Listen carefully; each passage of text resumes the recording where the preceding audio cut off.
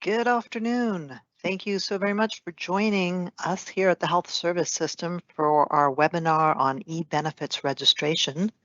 My name is Rin Coleridge, and I am a Director of our Enterprise Systems and Analytics at the Health Service System. And I'm joined by several of my colleagues today, Holly and Derek and Brian and Sharmini, who are going to help me to make sure we get all your questions answered and provide you all the information for the eBenefits registration.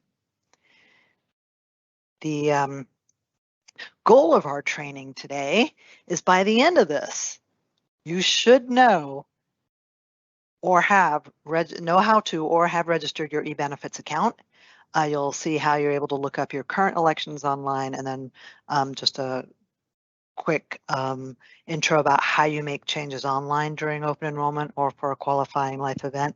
We do have other webinars that are specific to navigating in eBenefits, which are coming up in the next couple of weeks.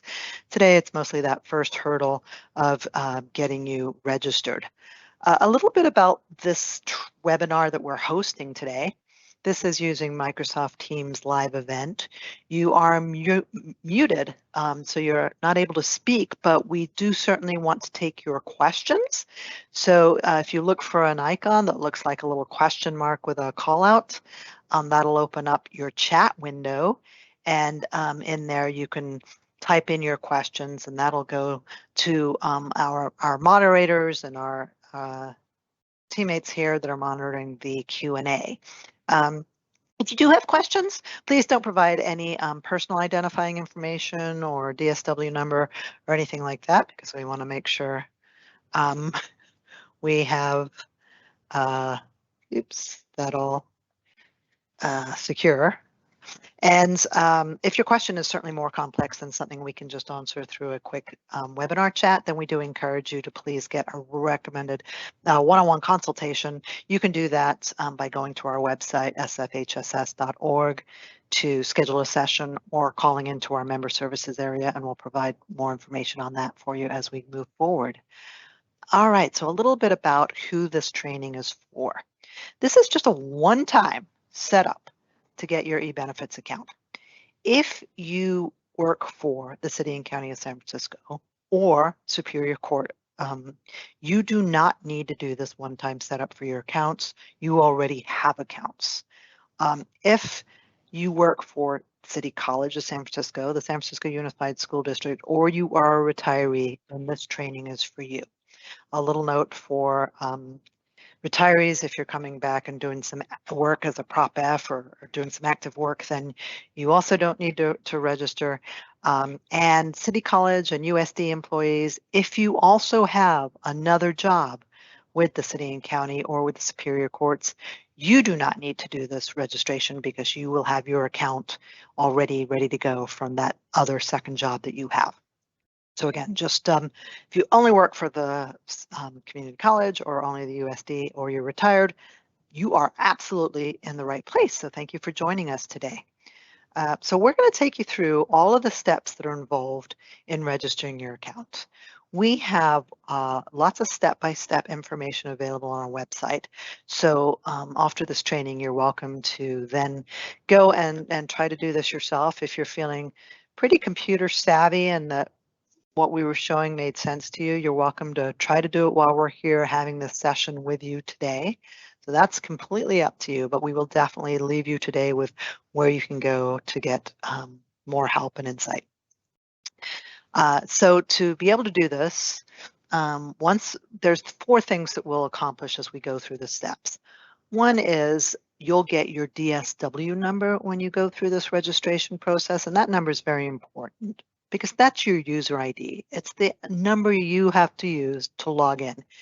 It's, if you're with City College or Unified School District, this is not your employee ID that you have with your employer. This is really our ID in our system that we use as your unique identifier for your benefits. And so it's sort of for a city and county employee, it is an employee ID or DSW. And so that's why the login says that, but this is just your unique ID, but you will have to remember it. So you're going to want to write it down. You're going to want to save it. This is a very important number because all of your activity is tied to this number. It's how you get into the systems, and it's also how you get help. And you should by now have received your open enrollment materials from the health service system, and ideally you opened that envelope. In your letter, we do put in the top right corner what your employee ID or DSW is. Again, not the ID with your employer, but the ID that we use for you, and it's the ID for you to log into the system. So those are a couple places you'll find it. You'll find it in your letter, and you're going to get it as part of this registration process. The second thing you'll do today as part of registration is you'll set a password. And then you're also going to have to set up multi-factor authentication, and we'll talk a little about that when we get there. And then once you're all set up, then you log in and you can view your benefits. So moving on, just a look for you that this is the main login page. And if you're not already in the chat window, I encourage you to go ahead and navigate there, because my colleagues are going to be putting in some links for you so that it makes things helpful if you do want to try to do this while we're going along. But if not, as I said, we have lots of help information that you can then do this in your own time. But what you're seeing here is a view of the sign-in screen. And here are the very first step. You're going to go to this URL, https://myapps.sfgov.org. On that sign-in screen, at the very bottom of it, there's some text there that says first time registration for retirees, City College, or SFUSD. Go ahead and click on that text. And what that'll do is it'll then get you into this other window where it's looking for you to provide some personally identifying information so that the system is able to identify you. So the information that's being requested is your first name, your last name, only the month and year of your birth. So if your birthday happens to be October 4th, 2021, you're going to put in 10/2021. And then you have to put in a CAPTCHA in it. This part here is absolutely case sensitive. So your CAPTCHA will look different from what this screen is. It's another layer of security to make sure a bot isn't just coming through here and doing this. And so you would type in that information and then you would click submit. Just a note that if you are having a hard time reading it, sometimes zeros and capital O's can be somewhat confusing. I think maybe highs and ones or some other things can be confusing. One of the little tips and tricks we have for you is you could just click the refresh button for your browser. So that's up at the top of your address bar, and it'll make the page reload. Good news is you get a new CAPTCHA. Bad news is because the page refreshed, you're going to have to fill in these first three fields again, the first name, last name, and month and year of birth. But it is a way, if you really cannot figure out what those numbers and letters you've been provided are, it's a way for you to go ahead and get a new set. Once you've done that and you click submit, if everything went well, it's going to proceed to this next screen. If you didn't get this far, there's a few things that are probably impeding you, such as that CAPTCHA. You got to make sure you're totally matched to exactly how it's saying. But the other thing is that all these values, the first name, the last name, and your month and year of birth, have to match what's in our system. And so, you know, if you're using an abbreviation or a nickname, then it's not going to match. So if your name, for example, is Peter and you're putting in Pete, won't match. A clue I have for you to help with this is your open enrollment materials that you should have received last week. Look at how we've addressed that letter to you, because that's reflective of how your name is in our system. So make sure you're putting your name when you fill out these online forms exactly like what we have in your letter. Anyway, so you got, if everything went well on that first page, you got to the second page, it almost looks the same, except now we're going one layer further and we're making sure again that we've got you. And so now we want your full date of birth. So you're going to put first name, last name, full date of birth, DD, YYYY. Then you're going to give me the final 5 digits of your Social Security number. And once you've filled all that in, you're going to click submit. Again, if it won't let you submit or you're getting an error, double check, make sure you didn't actually, typo in with your name or last name or the numbers or anything like that. Look over your information and make sure it all looks good. Click submit. Now this is great because you're moving along here, and this is one of our 4 goals for today, which is you're going to get your DSW. And so once you got back past that screen, this popped up, and at the very top it says DSW number, and it displays a 6-digit number. This is the number you need to save, write it down, keep it. It is a very important number. And then we'll talk about how you're using it in a little bit, but that's your number. The other thing you're going to do when you get to this portion of the process is you're going to set your own password. Your passwords have to be 10 digits in length. You need a numeric character. You need at least 1 uppercase, at least 1 lowercase, and a special character. Now, as you go through creating your password, and it tells you right here on the page what all the different criteria you must meet are. But every time you get one of these down, so as soon as you put in a number in your password, you get a little green check mark. So this is over here to the right a little bit, what that looks like in that as soon as you've done all of those, you're going to get green check marks. So that's a visual feedback for you that you're getting a password that meets all the criteria.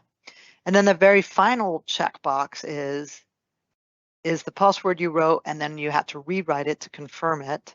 Did they match? So that way the system knows you're matched and you're all good, and you've got the password that you think you were putting in.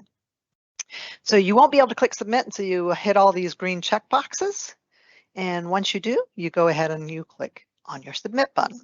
So now you've done 2 things out of our 4 goals. You got your DSW, which is your user ID, and you set your password. So let's go ahead and skip on to the next goal, which was all about setting up multi-factor authentication. So you get a message that says the password has been successfully reset. Click on the login button. You now get to log in. So you're not going to do that first time registration link at the bottom because that's old. You're done with that. Instead, in the field that says DSW number, POI, or username, you're going to use that 6-digit number that was revealed to you on the previous page. A little footnote, if the 6 digits you were given start with a 0, so 0, 1, 2, 3, 4, 5 as an example, when you log in here, do not use the leading 0. You would sign in as 1, 2, 3, 4, 5, and then your password. If, however, your ID was in fact a full 6 digits in length, like 1, 2, 3, 4, 5, 6, you would use all 6 numbers. So you put in your DSW, you put in the password that you created in the previous step. You click to agree and sign in. Then you get to this page. So multi-factor authentication just provides another layer of security to your account. You may have had some experience this with online banking, for example. So, if anybody ever gets a hold of your password, they need that plus something else to get into your account. So this is what the multi-factor authentication is. It's just saying, yeah, give me another type of something to use. On the screen that you have, there's 4 choices, but I've got a big red X in the email option because that's not a supported option. It's just that this is how it's delivered from Oracle. But because certainly those of us that work for the city and county and the courts and use this system, for us, our email is behind this. So if I can't get in, I can't then use email to send me the code so I can reset my password and things like that. So it's not working. But you do have 3 options, and I'm going to take you through what these 3 options are. So the first option you have is that you can enroll with a mobile phone number. Most people, we find as we've surveyed people who are registering, that most people do use their cell phones for this. You would just put in your phone number and you would enroll. And once you put in your phone number and enroll, you're going to get a text message with a number that you would then have to confirm. And text message depending how you're billing with your text messages is done, yes, you would be charged for text messages, so that's up to you on how you'd like to proceed with that. The other item is you can enroll in security questions. So you'll get a lot of preset drop-down questions from where you can click this down arrow and choose what question and then give it right in the answer to your answer. And then you can give yourself a hint for what your question is. There are 3 security questions that you have to have. And so if you choose to use security questions for your multi-factor authentication, you'll do this 3 times. It'll take you through 1 of 3, 2 of 3, and then 3 of 3. And then finally, there is an Authenticator app that you can use on your phone if you're feeling a little bit more savvy for this. You would go into the iOS App Store, or if you're on an Android device, go to the Google Play Store, and you're looking for the Oracle Mobile Authenticator is the name of the application that you're using. And it's got this, you'll recognize it from this red logo here on this page is the logo they use for that. Once you have installed that on your phone, you'll then open that app and you'll scan this image. And then it'll connect it for you and add it. So those are the 3 types of MFA options that you have available to you. Again, email is not a supported option. Once you finish this, and you do have to enroll at least 1 type of MFA, but you're welcome to do more than one, then you will have completed goal 3, which is setting up MFA. And with that, you know, if you ever forget your password, you can then do your own password reset and things like that. Rin, this is Holly, one of our moderators, and we do have some attendees following online, and there was a question on one of the previous steps about the CAPTCHA. Yeah. Thing you could go back to. Yeah, why not? It looks like Shirley, she actually couldn't get past, or Shirley couldn't get past the CAPTCHA. It told her to contact the city administrator. So are there any reasons why that could have happened, or should I pass along our contact? Yeah, so there's really only like 3 or so reasons why I think it could happen, but let's go through all of them. This is a great question. Thank you for sharing that one, Shirley. So one is if what you're typing in doesn't match what's in our system, and I know you think to yourself that you know your first and last name and date of birth better than we do, and boy, is that true. However, that doesn't mean we don't sometimes have some data quality problems with what's in our systems. You know, sometimes because people type that in, they accidentally type something wrong. Or sometimes, you know, in days gone by, when people were filling out their applications and the like, and then somebody was transcribing that, maybe they couldn't read somebody's handwriting. And so then again, we got it wrong. So it could be a mismatch on the data with what you're typing in to what's in our system.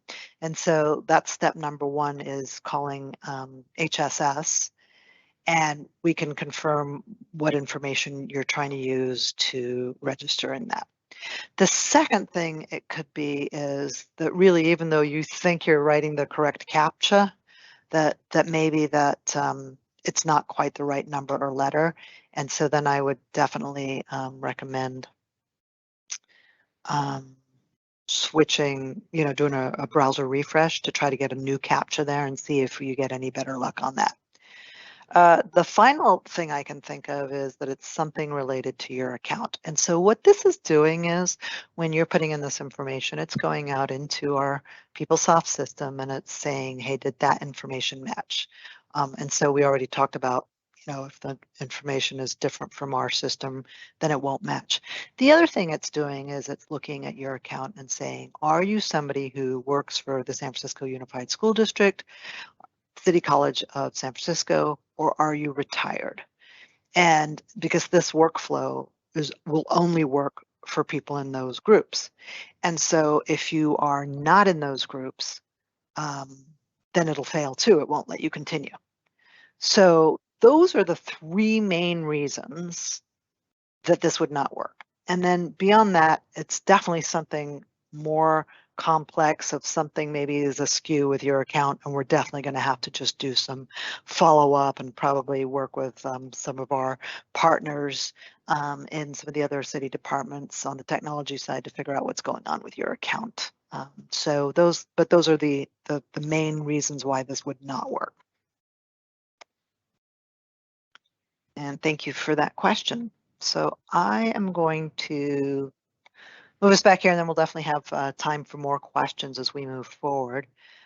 When we left it last, you hopefully had decided which type of multi-factor authentication you wanted to use, whether it was your cell phone or secret questions or the Oracle Authenticator app, and you were able to step in and do all of that. And this gets us to through 3 of our 4 goals, where you have now set up your account. You have done that one-time registration. You do not have to do what we just did ever again. But now we're going to move into the next step, which is showing you how you log in going forward. So you can either view your benefits, or now that we're in open enrollment, how you can access open enrollment online to view plan options and materials and make changes. So I think our moderators are probably putting into the chat this URL here, which is myapps.sfgov.org.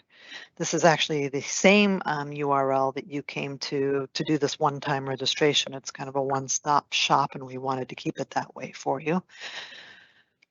This time, though, again, you don't have to do any first-time registration, and this time you're just going to put in your DSW number. Again, if you have a length of 6 but a leading 0, do not use the leading 0. And that password you created. And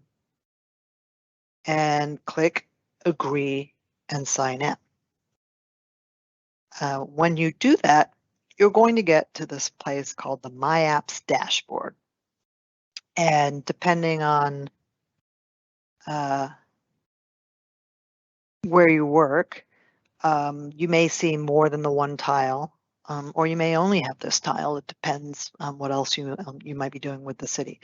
Which does remind me, some people who work for the Unified School District or the Community College District, you may already have to access some of the city systems for your current job. Like if you ever have to log into People and Pay, also known as eMerge, or PeopleSoft Financials over here on the city side, then you also already have your user ID. It's those same credentials. Anyway, in this My Apps dashboard, let me just put a note in here that you might see an email associated with a profile here on this My Apps dashboard, and that email may be correct. That email may be incorrect. Please do not be alarmed by that. This email address on the My Apps dashboard is not utilized at all. It is not what we use on the benefit system or on the PeopleSoft side. This was just for the identity layer, and it was a required field early on. Our Department of Technology worked with USD and City College just to do sort of a basic default load. And so sometimes the email address is not correct, it's not changeable, and it's not used for anything. So I know it's kind of an aggravation to see it when it's not right, but please just try to ignore that. We are working with other groups to see if over time that is something that can be either removed or corrected. But as of now, it's out there. It may be wrong, but please just ignore it. And Rin, this is Holly again. It does look like a caller or an attendee who joined rather early was wondering if this is the location to update an email if you do want to update your email. No, but we'll get to that in a moment. So thanks for that question. Yeah, love it. Yeah, don't do anything really from this My Apps portal. It's just it's good for us because you can get into where you need to go for eBenefits. Also, for some of our other groups, we have some voluntary benefits and other tiles to link to, and so this is all one place. But once you get here, and hopefully many of you are to this point with me today, go ahead and click on the tile that says SF Employee Portal. When you do that, this actually does get you to the Employee Portal page. I will caution you that my screenshots at this point may look a little different from yours because you may not have as many roles and permissions and activities that you do on this side. So first, on the top part of the page, there's a section about my information and my pay. Again, if you're retired or you're not with the city and county, you're not going to have a my pay because they're not doing your payroll. So as same thing with time, you're not reporting your time to the city and county of San Francisco. So some of these items here may look different than what you will see on your page. But if you were to click on the My Benefits and you just click on that tab, it's what we call a slide out, because when you click on it, a little window pops up out towards the right. And then if you were to click on that again, it slides back in. So it's a slide out. When it does slide out, you'll see some information on benefits. And again, you may not have dental, you may have dental, depends. You may probably don't have VDT, but you will have the benefits that we administer for you will be listed here. And then you'll also have information about who you're enrolled with and your enrollment level. So that's how you can view your current benefits, and that, just so you know, is always current. So for example, you're about to go through open enrollment and make some elections for the 2022 plan year. That does not begin until January 1st, 2022. So if you were to click on that My Benefits slide out, anytime between now all the way through the end of December 31st, you're not going to see the plan year choices for 2022 because this link here is current only. It doesn't show you anything in the future. It shows you what your benefits are as of today. The second things you're going to look at from this employee portal is the lower half of the page has an alert link where it'll say something about open enrollment. I'll pull that up in a second here. But also there's some tabs below that, and you can click on the employee links tab, and then the one selected becomes the lighter colored one. And again, you may not see all of these other links. That's okay. It's variable based on your roles and your permissions. But you will see an eBenefits section, and in there you will see open enrollment. So to initiate and go into your open enrollment, you can click there. And then there's also, for other times during the year, you can submit a qualifying life event. So once you get into eBenefits, you do need to click next through each screen so that your choices are being registered. And then you also want to make sure at the very end that you click submit to ensure you've submitted your enrollment. Without that, then you technically have not enrolled with us. So you do have to hit the submit button all the way at the end, and then you will be able to get a confirmation page and print out. And as I've said, that's a little beyond the scope of today's webinar. That's more about navigating eBenefits, and we will be taking a look at all of that in the upcoming couple of weeks. I will show you in a moment when we have those webinars scheduled, but that's when we'll tell you how to do all of that. Now back to, yeah. This is Holly again. It does look like an attendee, Robert, was able to log into the employee portal and click on the health benefits open enrollment, but under the alerts, it said no open event data found. Excellent. That's a good message. We can do something about that one. That is telling us that it's not seeing an open event for you for open enrollment. Don't know why, unless I don't really have a good reason other than we can very easily fix that. So Robert, what you'll want to do is call into our member services number. That is area code 628-652-4700. And we will display this in a little bit. And when you talk to one of our benefit analysts, go ahead and tell them that you did not have an open event. And that should be enough to tell them what to do to open that up for you. Thanks for moving along with us so quickly, Robert, and getting registered today. We're definitely a success then. So back to updating your contact information. For people who do work for retirees, because we may have some retirees with us today, you are able to update your contact information.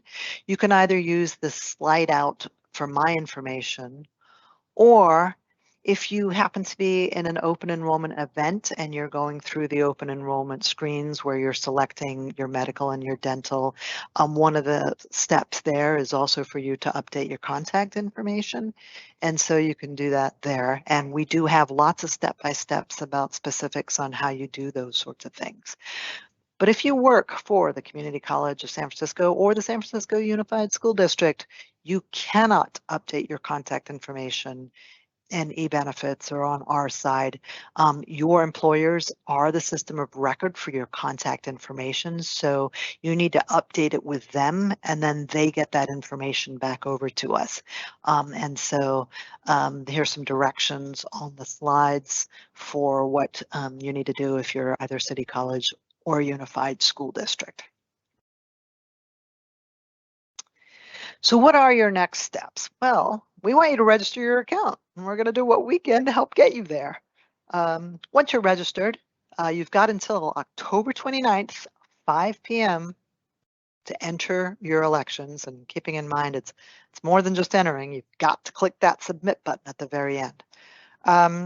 Here's that URL again, myapps.sfgov.org, and that's where you'll go to access eBenefits, not just for open enrollment, but any other time as well if you just want to check your current benefits, or if you do have a qualifying life event such as, got married, had a child, spouse lost their coverage, their health insurance coverage type of thing. And we have on sfhss.org lots of information about how you do that, and I'll show you where all that is in just a moment. Here's those other two webinars I was talking about that really get into navigating eBenefits. So you've gotten through this first one-time only hurdle of registering your account, and so now you want to see what the actual eBenefits looks like. We've got 2 sessions scheduled. One is October 14th, so 10 days from now at 1 p.m. And the second one is going to be October 25th at high noon.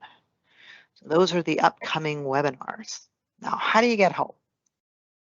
Well, on this website, sfhss.org/ebenefits, you'll find videos, step-by-step instructions, and troubleshooting tips.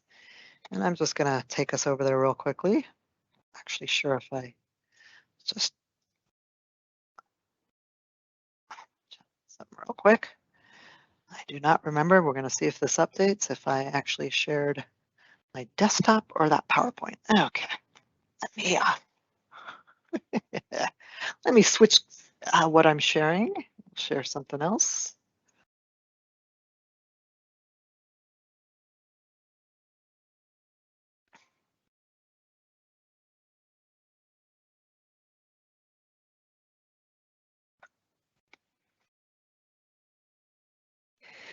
So this is our website, sfhss.org, and on our main page, there's just a couple of articles there, but one, of course, is open enrollment is here. You knew that.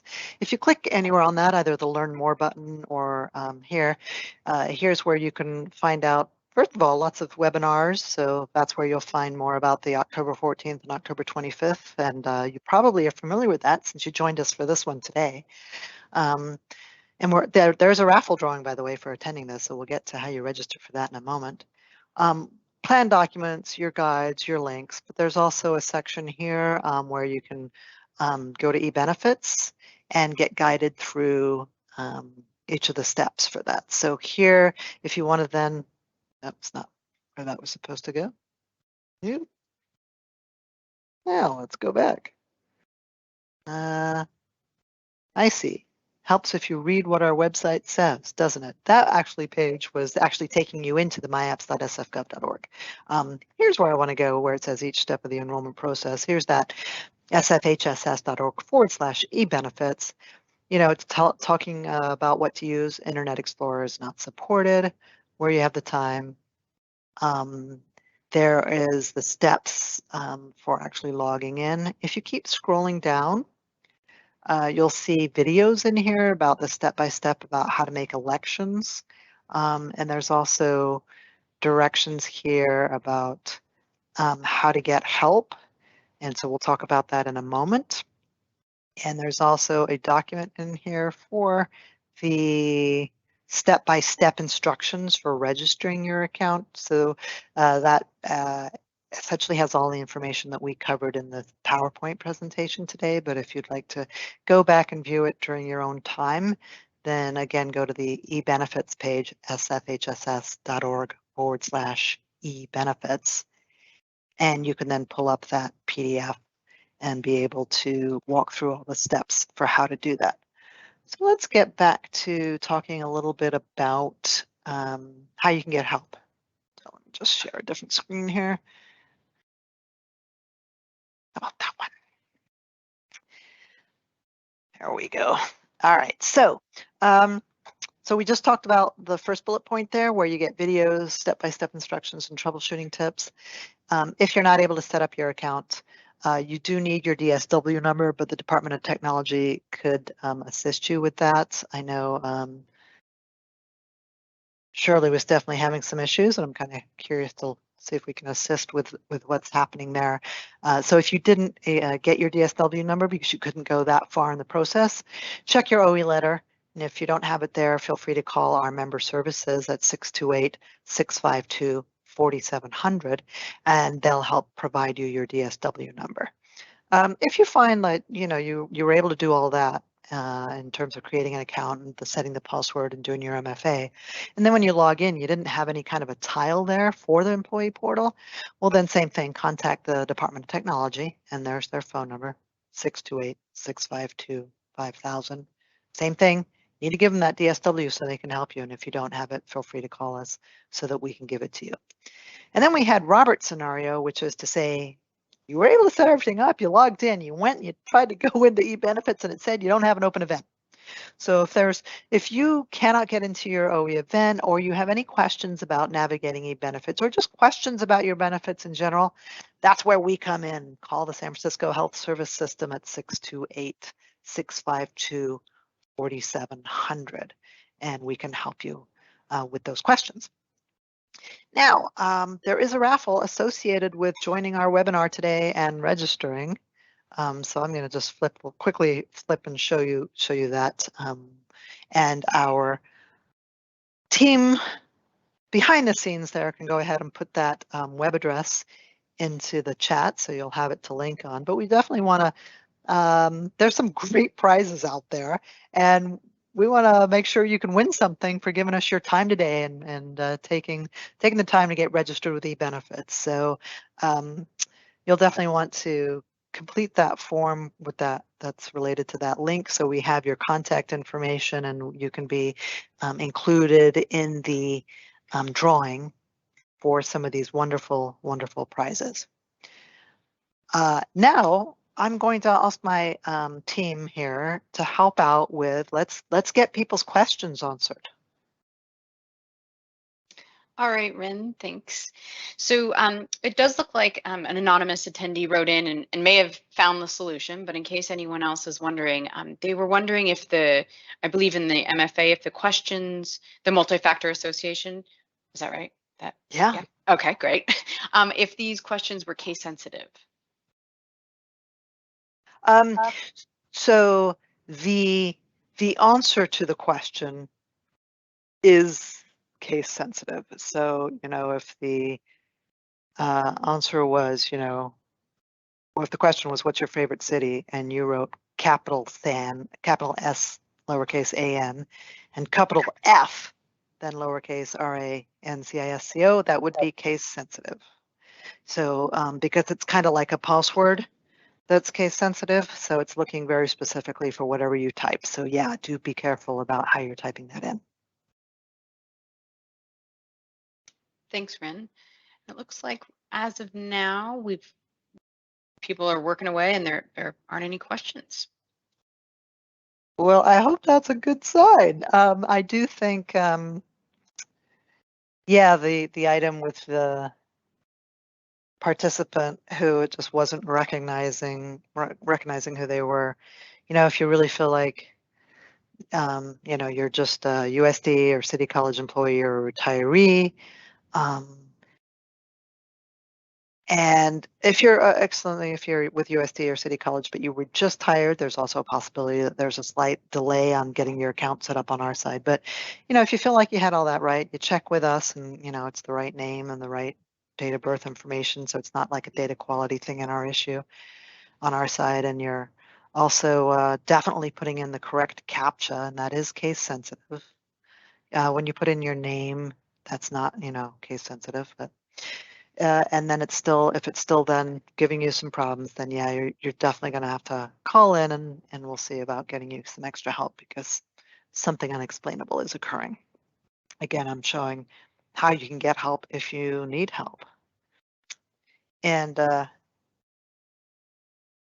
speaking of webinars, not only can you attend a couple on navigating eBenefits, and you can do another round of this if you'd like, but there's a lot of other great webinars that have been scheduled all throughout the month of October by our communications team to really help you know what's coming in the new plan year and how to best make use of your benefits. So take a look for those.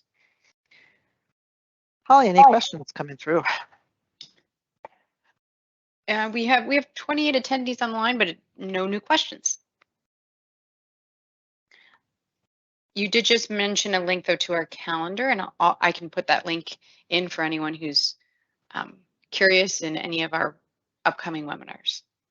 Yeah, and the other thing I'm going to do is we'll talk a little bit about, we said you could use eBenefits for qualifying life events. So let me go back to sharing our website so that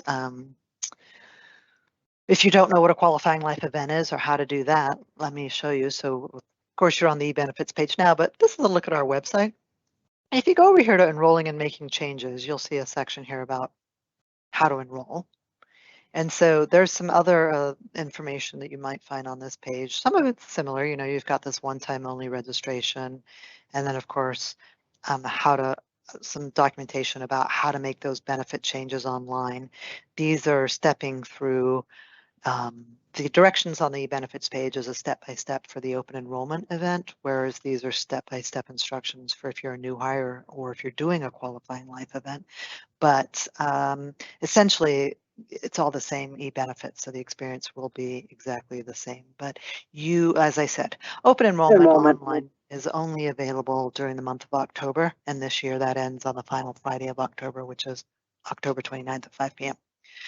But absolutely any other time during the year, if you want to check benefits or if you have a qualifying life event, you're able to submit that qualifying life event online using eBenefits. And so that's how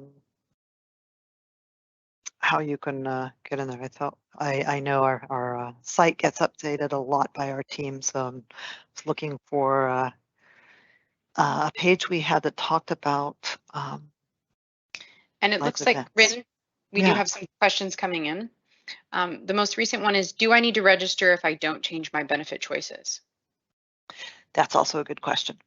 Well, you certainly don't need to submit anything for open enrollment, but I would encourage you to register, and here's why.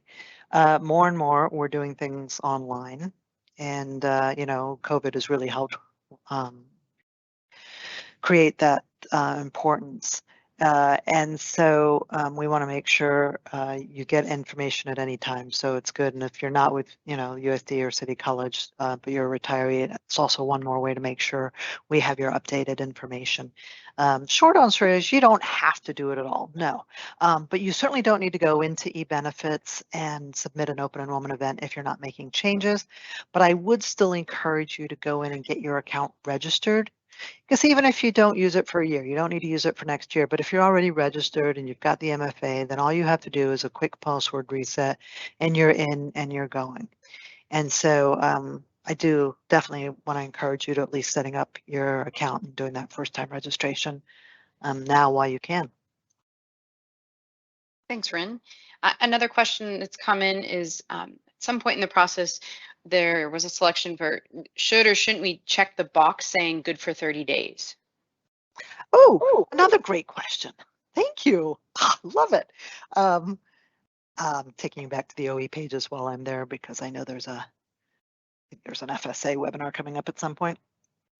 So it's about the 30-day thing. So If you check, the 30 days, then what that's doing for you is then you don't have to, for the next 29 days, you don't then have to do the MFA all over again. So that's kind of nice. Here's my recommendation. If you're on a public computer, you're in the library or somewhere else, don't check that. You want to keep your account as secure as possible. And when you're checking that, it's saving a cookie on that computer, so that's how it knows next time it's still you. If you're somebody like me, I make sure every time I close my browser, it wipes out all of my cookies and all of my history and everything. Then even if I were to say, don't ask me for 30 days, it's going to ask me the very next time I log in, just because I'm not letting my browser save anything. And believe me, that happens to me to be like 10, 15 times a day, which can be a little aggravating, but I just, and I lean more to just never wanting to save anything versus convenience. But it is a nice convenience factor, and most people do that, to just be able to say, yeah, save a cookie on my computer and don't ask me again. If sometime in the next 30 days you yourself clear your cookies, how you clear your cache in your browser, and you might sometimes want to do that for performance issues, then even if it hasn't been a full 30 days, you're deleting the file that is saving that information for you. And so, you may find, hey, it's only been 15 days, but it's making me do this again. Well, if you deleted cookies, that's why that would happen. But yeah, that's what it's there for. It's a convenience factor, and it's nice to not have to do it every single time. Thanks, Rin. I'm just scanning through yeah. see if there's any more. Yeah, and I think I've just pulled up again from our main page the webinar and flu shot clinics. We want you to get your flu shots. I know that. And so we're hosting a bunch of clinics, but also your health plans. You can go directly to your health plans, who's probably already doing hosting and giving out a flu shot clinics as well. But here we are. So today, the 4th of October, we're doing the eBenefits webinar tomorrow at noon, starting a family. You've got a couple on Wednesday, one for Medicare retirees and one all about mental health support. And then 2 more on Thursday. No, wait, one webinar on Thursday, my apologies, about managing chronic conditions. But look at that, City Hall flu shot. So you can click on that and get details about who that's open for and how to go make that happen. And Rin, it does look like there's been a few attendees wondering about other webinars available, particularly about the FSA, which isn't the topic that we're specifically talking about right now. So yeah, we will. Go ahead. Thanks, Holly. Just to say that we may have other people joining us today who are not City College Unified School District or retirees. But let me just say, FSAs really are about pre-tax deductions out of your paycheck that you can then use for qualifying expenses. But we, the health service system, only administer the FSA for employees with the City and County of San Francisco or employees with the Superior Court. So if you're from USD or City College on this call today, you need to check with your employer's benefits office around any FSA questions you have, because we don't administer that for you. If you're a retiree, sorry, you don't have a paycheck, so you don't have any pre-tax deductions, so FSAs aren't applicable for you either. But if you are joining us from City and County of San Francisco or the Superior Court, yes, we do have FSAs. There was a webinar earlier today, and they do post the, no, I'm lying. No, there wasn't. Where is it? There was a webinar earlier today about work Terra voluntary benefits. Okay. That's what you're thinking about, yeah. Thank you. Yeah, and I was checking to see if any of my colleagues know, do we have a FSA specific webinar coming up at all? We do have one, and let me pull it up on my calendar because oh, there it is on the 12th, flexible spending account at 12. Oh, right there. Thank you. I'm staring right at it. Yeah, 12 to 1. You can join us and find out all about the HSS administered flexible spending accounts. So that's your healthcare spending account and your dependent care spending accounts. And so that's where you can find out all sorts of information. That is something that if you do normally enroll in those, that even if you have no other changes with your medical or your dental, that is one item that you do have to re-enroll in every year. And so absolutely you can go in through eBenefits, log in, and get to those FSA pages, select your dollar amount that you would like to select for next year, and make sure you click submit. And as you go through eBenefits, it does tell you what your elections were that you made for 2021. So if you're trying to remember what you did this year and put that into context for what you want to do next year. Also on our webpage, our administrator for our benefits is P&A. Okay, sorry, not getting it to that way. Let me do this. I'm going to go over here, City and County, San Francisco. And I'm going into my additional benefits. And there is the FSA button. So I'm going there so that I can get to this FSA page. And here, if you don't know what an FSA is, you can find out all about what your FSA is. There's a video in here and what sorts of things you can use them for. And of course, that you can change them by getting into that SF employee portal. Which, yeah, we'll update that URL as well. So that's a little bit about FSAs. Thanks, Rin. I know that was a little specific. We did have another anonymous attendee write in. If you wanted to submit your information and then you find that you wanted to make more changes to it, can you get back into the open enrollment and change it before the end of the month? Also, an excellent question. Thank you. By the way, I'm showing the My Apps dashboard. I have more tiles than other folks, but there's that SF employee portal tile, so you can see what this is actually going to look like for you. And here's, so you can see the big screen, but I just wanted to show you that there's that alert right down here that you can click on to get into your OE event, or the other option you had was to click on My Links. And then from My Links, let me try to make my browser a little bigger. You could then scroll to the section under eBenefits, and there's open enrollment. So you go in, you go through the eBenefits screens, you submit. A few days later, you decide, ooh, I think I want to make a change. You can go back in. You go back in and resubmit, and you can still be making your changes of what you want as your final elections up until 5 p.m. October 29th. We do try to get a little bit ahead of all of the data entry and validation we have to do on our side, because we have a very short window afterwards to make sure we get those confirmation letters out to you. And so we start going through as soon as people submit and validating and what we call finalizing your entries. So what might happen is if we've already finalized your entry, that you come back in and you get a message about no open event. Not a problem.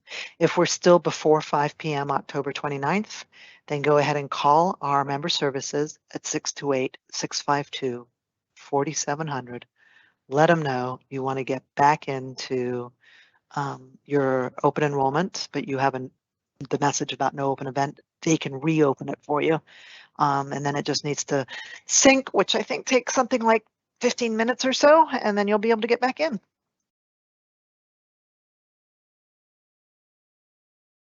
Thanks, Rin. I know we have about 5 more minutes left, so for any of the attendees who want to get their questions in, got a little bit more time.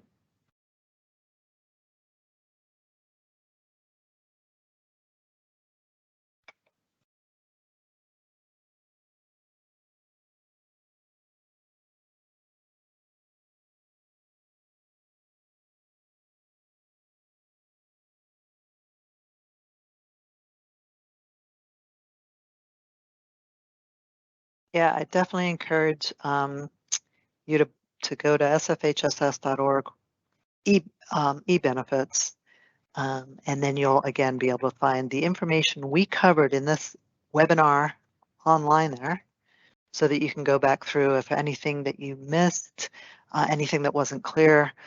You don't have to feel rushed by me talking. You can just open the step-by-step instructions and then just spend your time going through each of the steps that we discussed today in this webinar. So you've got it all in this document, and then you could just go through each of the steps.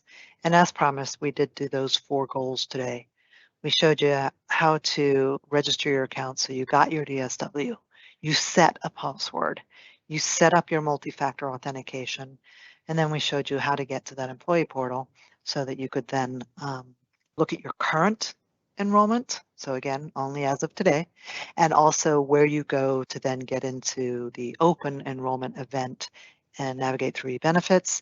And yes, if you don't have any changes to make, you do not have to go into the open enrollment event.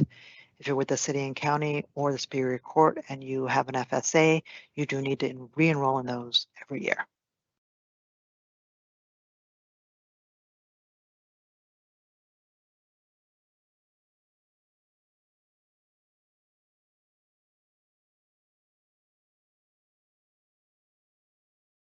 And let's remember, we have that raffle, and we want to make sure you are getting a raffle prize for having attended and registered your account and going online.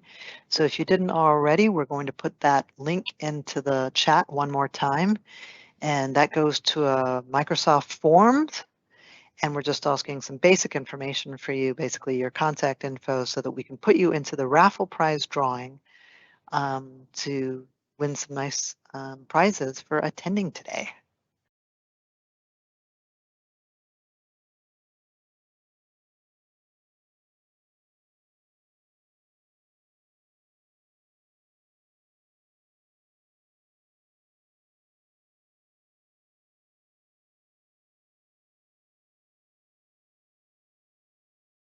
And there's that link for you again for our raffle.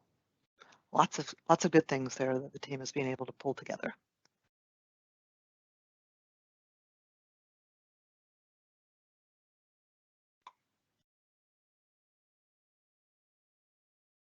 And it looks like we're drawing to a close. Want to say thank you to everybody who joined our webinar today. Again, we do have a lot of other webinars scheduled throughout the month of October. So please do come out and join us, learn about your benefits, plan changes, how to make the most of your benefits. We've got the couple others coming up for actually navigating eBenefits. The first one of those is set for October 14th. So do join us then and get your flu shots. So thank you. Lynn, we have one final question come in. Please. An anonymous user asked, they're saying they keep getting spinning circles when they try to select view paycheck in the portal. Is there a reason for that?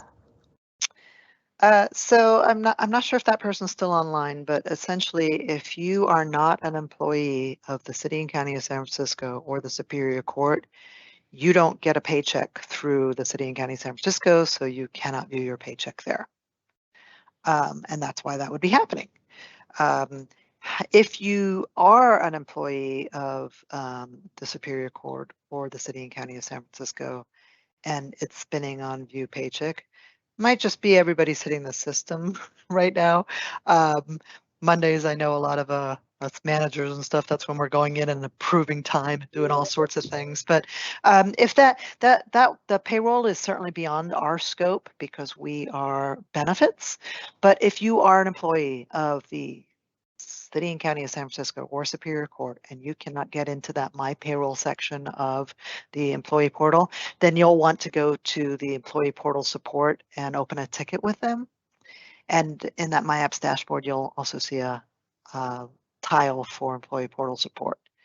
I don't have their phone number handy at the moment, but that's who you'll need to contact for them. Thanks, Jessica. And that does bring us to the conclusion of today's webinar for registering for eBenefits. Thank you again for joining us, the South San Francisco Health Service System, and we will see you more during the month of October.